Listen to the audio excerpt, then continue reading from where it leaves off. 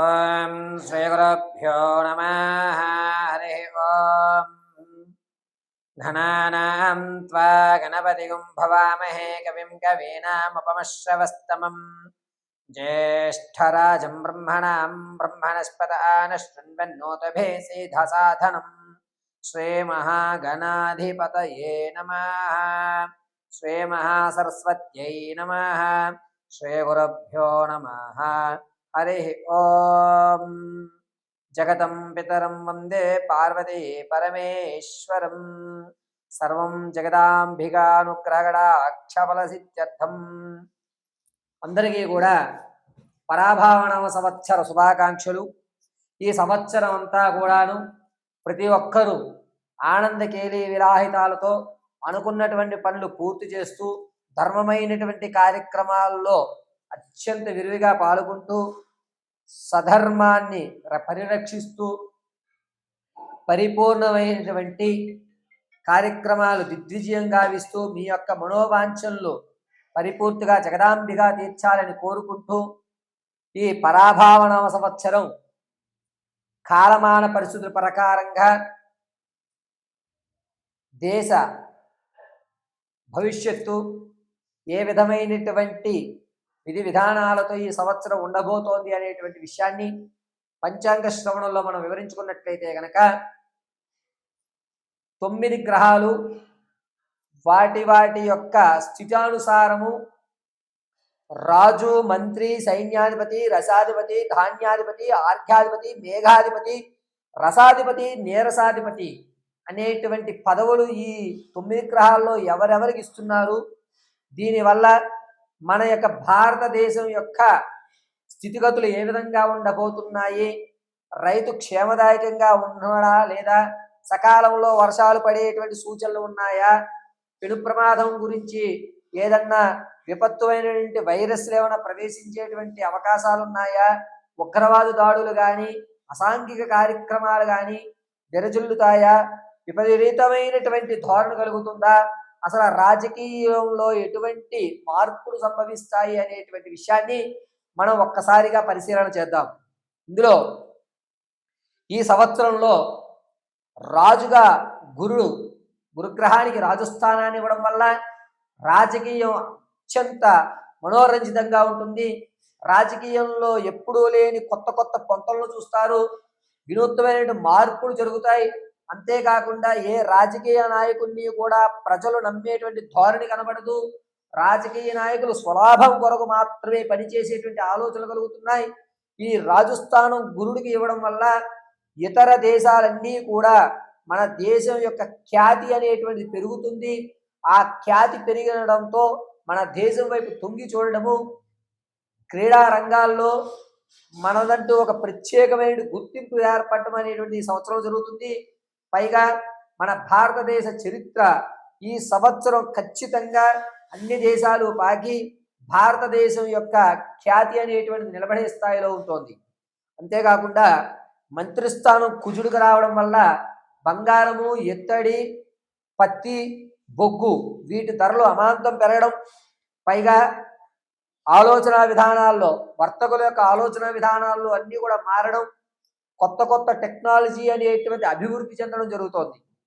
ఈ మంత్రిస్థానం కుజుడుకు ఉండడం వల్ల విద్యార్థులకు కాస్త గడ్డుకాలంగా ఉందని చెప్పవచ్చు. విద్యారంగంలో అనేకమైన అవకతవకలు బయటపడేటువంటి సూచనలు బాగా కనబడుతున్నాయి. ఇక సైన్యాధిపతిగా చంద్రుడు ఇవ్వడం వల్ల ప్రతి ఒక్కరూ కూడా కన్ఫ్యూజ్ అయిన వాతావరణంతో నడుస్తుంటారు.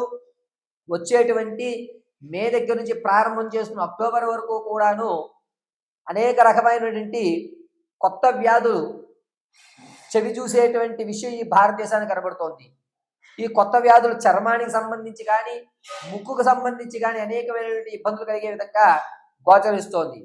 ఇక సైన్యాధిపతి శుక్రస్థానం ఉండడం వల్ల భారత సైన్యం కొత్త ఆయుధాలను ఎగుమతి చేసుకోవడం, టెక్నాలజీ ఉపయోగించుకోవడం, శత్రు దేశాల మీద జయకేతనం ఎగరవేయడం, మనదంటూ ఒక ప్రత్యేకమైన గుర్తింపు ఈ సైన్యంలో ఉన్నటువంటి ప్రతి ఆర్మీ వారు కూడా ఉన్నతమైనటువంటి ఆలోచన విధానంతో ఉండడం, మన యొక్క ఆర్మీ భద్రత మరి కాస్త పెరగడం అనేది జరుగుతూ ఉంటుంది.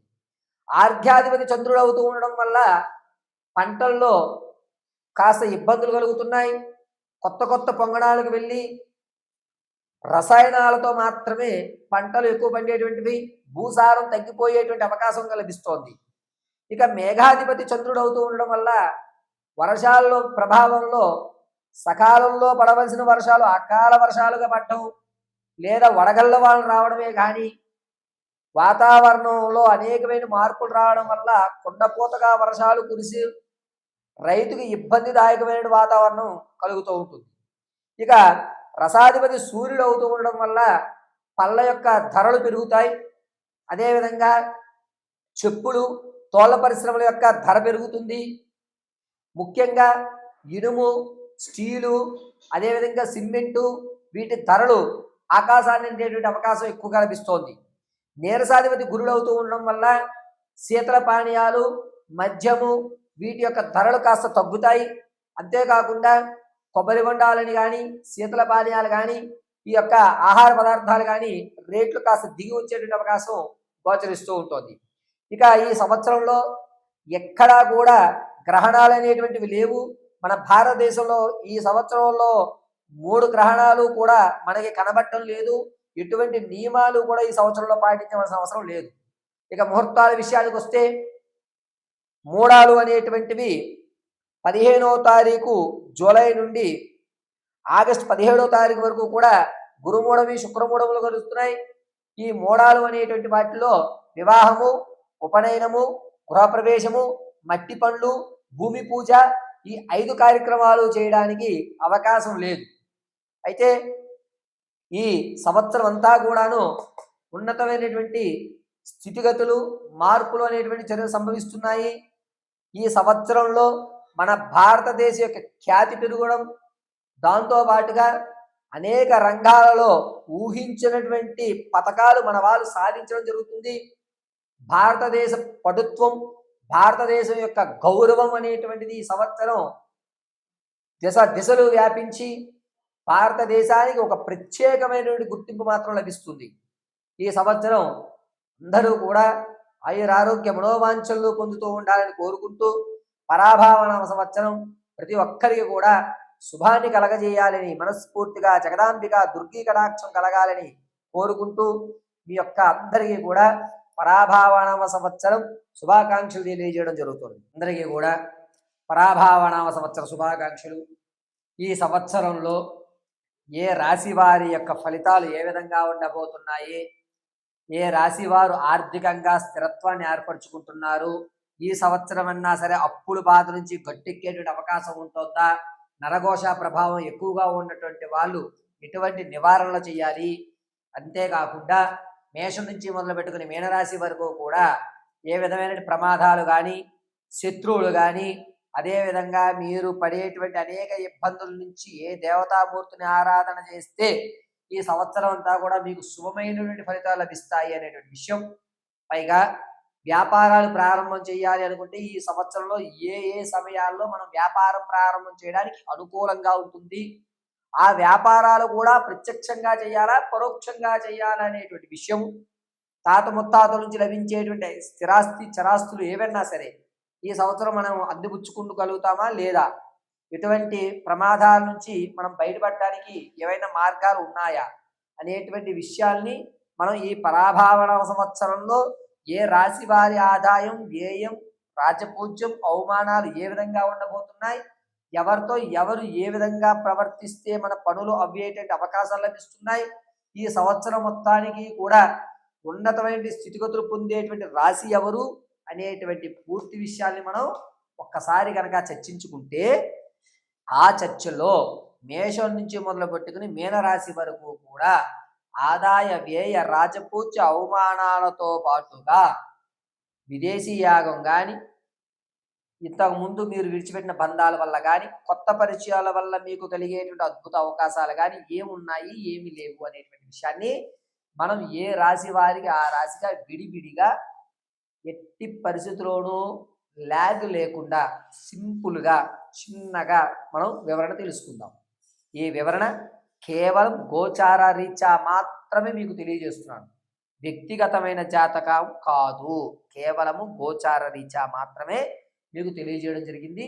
దీన్ని దృష్టిలో పెట్టుకోండి. పరాభావనామ సంవత్సరంలో తులారాశి వారి ఆదాయ వ్యయ రాజపూజ్య అవమానాలు ఏ విధంగా ఉండబోతున్నాయి, పైగా వీరి యొక్క స్థితిగతులు ఏ విధంగా ఆర్థికంగా నిలబడేటువంటి అవకాశం లభిస్తోంది అనే విషయాల్లో చర్చించుకుంటే, ముందుగా వీరి యొక్క ఆదాయం 5 గాను, వ్యయం 14 గాను, రాజపూజ్యాలు 6 గాను, అవమానాలు 3 గాను చెప్పడం జరుగుతుంది. ఈ యొక్క తులారాశి వారు ఈ సంవత్సరంలో ప్రథమాంకంలో ఆర్థికంగా కాస్త నిలబడతారు. ద్వితీయాంకం వచ్చేసరికి ఈ నిలబడిన ఆస్తి అంతా కూడా ఖర్చు పెట్టేటువంటి వైపే ఎక్కువ మొగ్గు చూపడం అనేది జరుగుతుంది. పైగా వీరికి లభించేటువంటి కష్టపడినటువంటి ధనం ఏదైతే ప్రథమాంకంలో ఉందో దాన్ని ద్వితీయాంకంలో డబ్బు ఈ రోజు కాదు రేపన్నా సంపాదించవచ్చు.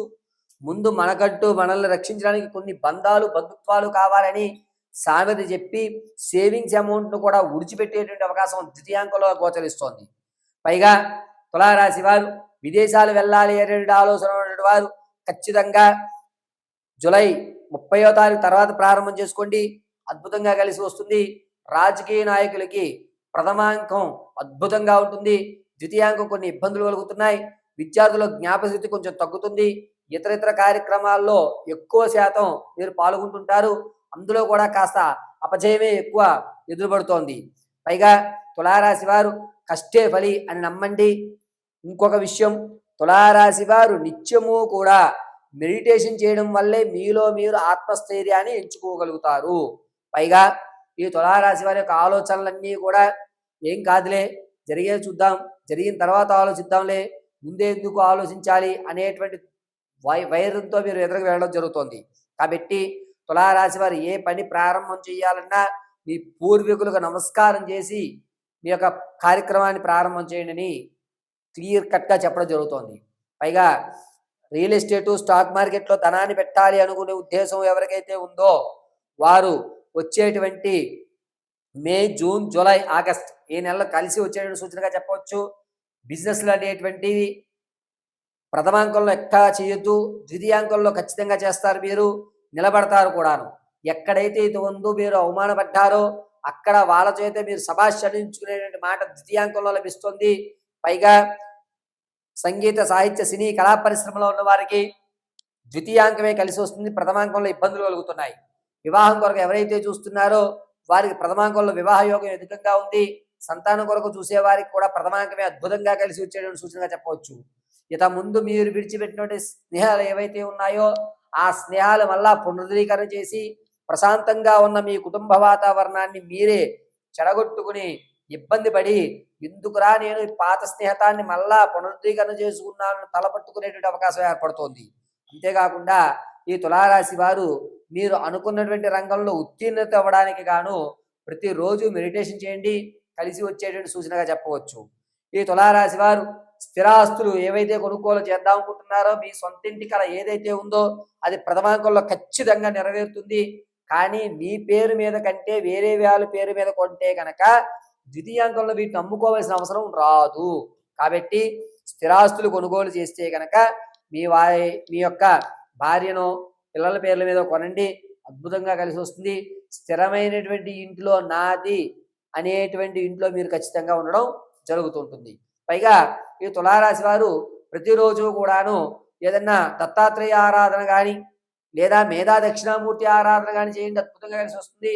అమావాస్యకి ఖచ్చితంగా క్రోష్మాండ దీపం వెలిగించండి. పైగా ఈ తులారాశి వారు నిత్యము కూడా గురు కటాక్షం కోసం గురు పారాయణ చేయండి. దీనివల్ల మీకు వచ్చేటువంటి ఇబ్బందులు కానీ రానున్న రోజుల్లో జరగవలసినటువంటి ప్రమాదాలను పక్క జరిగేటువంటి అవకాశం లభిస్తోంది. ఆరోగ్యం విషయంలో ముందు మీకు ఇబ్బంది పెట్టేటువంటి బాధలు అనారోగ్యాలు ఏదైతే ఉన్నాయో అవి మళ్ళా పునరుద్ధరీకరణ అవుతున్నాయి, కొంచెం జాగ్రత్తగా చూసుకోండి. డాక్టర్ గారి యొక్క సలహాలు మాత్రమే పాటించండి, సొంత వైద్యం ఎక్కడా కూడా ఈ తులారాశి వారు చెయ్యవద్దు. పైగా తులారాశి వారికి ఎక్కువ శాతము నోటికి సంబంధించి నాలికి సంబంధించి కొన్ని ఇబ్బందులు కలుగుతున్నాయి, చాలా జాగ్రత్తగా చూడండి. మీరు తీసుకునేటువంటి ఆహారాన్ని 1-10 సార్లు పరిశీలన చేసుకుని చూసుకోండి. ఈ యొక్క తులారాశి వారు ప్రతిరోజు కూడాను మెడిటేషన్ చేయడం అత్యంత అద్భుతం. భస్మధారణ చేయండి, ఈశ్వరనామం చేసుకోవడం కలిసి వస్తుంది.